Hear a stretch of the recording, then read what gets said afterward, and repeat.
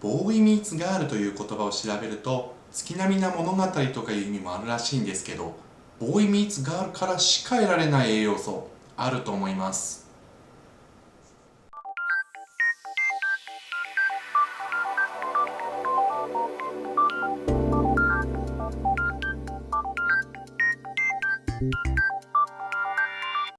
皆さんようこそ、あけのです。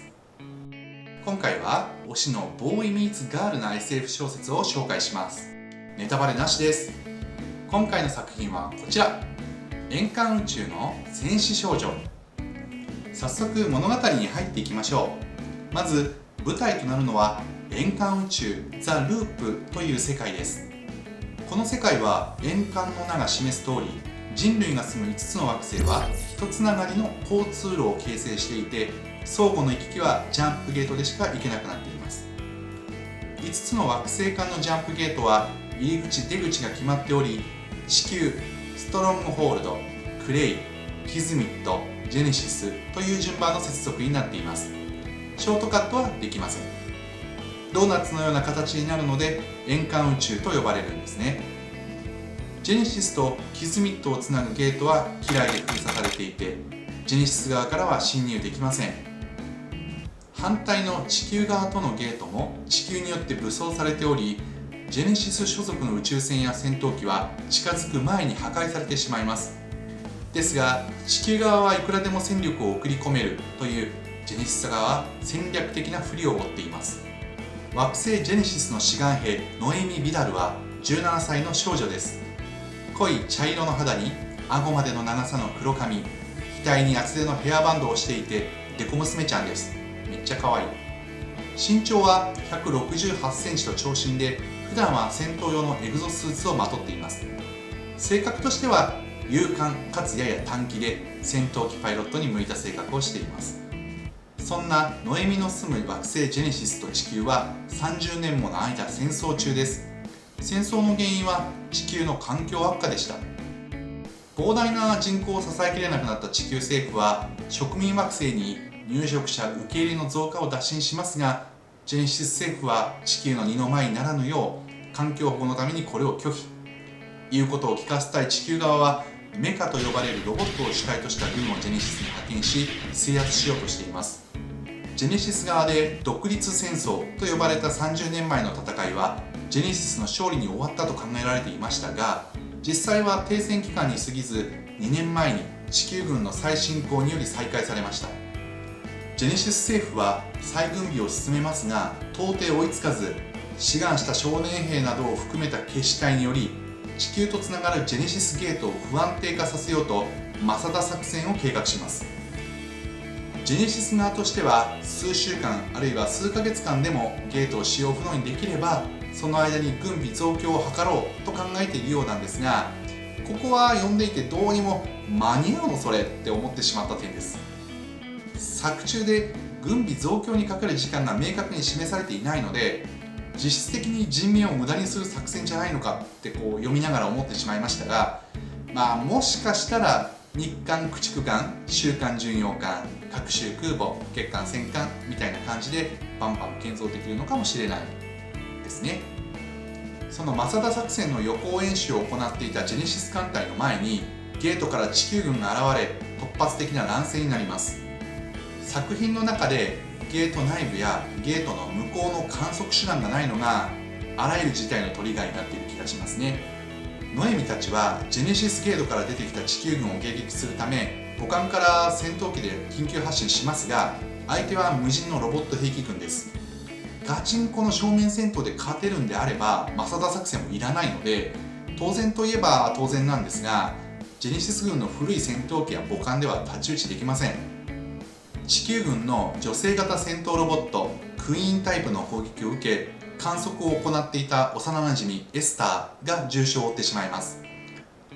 母艦へ戻る余裕がなく、近くを漂流していた地球籍の船ダイダロス号へ移乗したノエミとエスター。ダイダロス号は30年前トラブルで放棄されていたものです。ノエミがエスターの治療のために船内の予備電源を復旧させたことで、船内のアベルを閉じ込めていた部屋の隔壁が開きます。アベルとはマンスフィールド・サイバネティクス社の製造したメカシリーズの試作機タイプ 1A です。短い金髪に青い瞳を持つ20歳程度の美青年といった外見をしています。アルファベットになぞらえた B のベイカー型や C のチャーリー型など他のメカシリーズの性能を全て統合した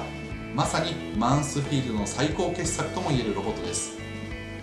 アベルの最優先プログラムはかつて乗っていたアベルの製作者バートン・マンスフィールドを守ること。30年前にダイダロス号に閉じ込められた際は事故に近い状況だったため船内に開発者マンスフィールドがいないという証明がなく敵対するジェネシス軍兵士であるノエミたちを抹殺しようとアベルは行動を開始します。船内で両者は戦闘になりますがアベルは医務室の中にある冷凍睡眠ポットを確認し船内に地球側の人間が残っていないことを知ります。アベルのプログラムはバートン・マンスフィールドがいないのであれば次の指揮権者は船内にいる人間の命令に従うことを指示しておりそれはノエミであるということになったわけです。天才と呼ばれたマンスフィールドもさすがに地球の船にジェネシス側の兵士が乗り込んでくる事態は想定していなかったようですね。ノエミに対して服従せざるを得ないアベルは医務室に突入してきたノエミに対しエスターの治療の協力を申し出ます。アベルのそれまでの敵対姿勢と打って変わっての言動にノエミはめちゃくちゃ怪しく思いながらもエスターの治療を行おうとします。しかしエスター自身の拒否により手術は行えずエスターは亡くなってしまいました。大事な幼なじみを亡くし悲嘆に暮れるノエミはアベルを船外投棄で破壊しようとしますが直前にアベルとの会話にてジェネシスゲートの破壊方法を知ることになります。それは30年前マンスフィールドがダイダラス号で調査した結果によって判明したものでした。ジェネシスゲート内部のエキゾチック物質は強力な電磁場で冷却されておりこれを不安定化させれば破壊できる可能性がアベルによって示されたのです。やり方としてはゲートを破壊する熱磁力装置を別の惑星で入手しジェネシスに戻ったらノエミの宇宙戦闘機にアベルと装置を乗せゲートに突っ込ませる。ゲートの内部に入ったらアベルが機体と装置を自爆させゲートを破壊する。ノエミはエスターの死の原因の一端となったアベルを破壊できる。ゲートを破壊できれば無謀なマサダ作戦で同胞が死ぬこともなくなりエスターの愛した家族も守れるとノエミはがぜんやる気になりました。先ほど言った通りゲートを内部から破壊するためにはクレイ星にある熱磁力装置が必要です。いやいや従う。なんなら学生全体が引きこもりとノエミをバカにするアベルを連れて2人はダイダロス号でザ・ループの世界へ飛び立ちます。ノエミはジェネシス星を救うためにアベルはなんとか自爆を回避し生きているかもしれない父親のような存在の制作者に会うために主人公の一人アベルは30年もの間外界とのネットワーク通信を断たれた時代遅れです。彼は30年に及ぶ孤独によりプログラムと自我が半ば分離しており人間の命令に従えというプログラムに対して抵抗することができます。なんでジェネシス兵士のノエミの言うことに従わなければいけないんだと嫌々なので最初のうちはノエミに対して嫌味な羊キャラで対応します。ところがアベル自身も30年間の孤独により精神構造が変化しており自分の感情に慣れておらずノエミの反論に気づかされることもあってどこか憎めないキャラですね。自分が思っているほどに完璧じゃないというか爪が甘いというかそんな2人はそれまでの閉鎖された環境であったジェネシス星やダイダロス号といった小さな世界から人類が繁栄するキズミッドやストロングホールドといった人類社会へ飛び出していきます。その間に得難い友人や仲間を得つつ目標達成のために時に喧嘩し時に協力し2人は絆を深めていきます。ノエミは徐々にアベルの心を理解し人間と違わないのではと悩みます。アベルもまた破壊されるのは嫌だけどノエミの気持ちもわかるしノエミの希望も叶えてあげたい。でも父親であるマンスフィールドにも会いたいと気持ちが揺れます。2人は広い世界に触れさまざまな出会いを経験し目的に向かって悩みながらも進んでいきます。さてざっくりですがこういった内容の作品である円環宇宙の戦士少女著者はアメリカ人のクローディア・グレイ先生。2017年にオリジナル英語版が発刊され、日本語版は早川文庫から2019年に発刊されました。訳者は中原直哉氏です。英語版は3部作になっているのですが、日本語版は第1部にあたる Defy the Stars のみ訳されただけのようです。でもちゃんとこの1冊だけでも楽しめるのでご安心ください。めっちゃ可愛い主人公ノエミが描かれたカバーイラストはナジ柳田氏の作品です。正直ジャケ買いでした。そういえばジャケ買いってもう死語なんですってよ皆さん。僕としては一切の前準備なしに知らない作品に触れるの大好きなんですけど、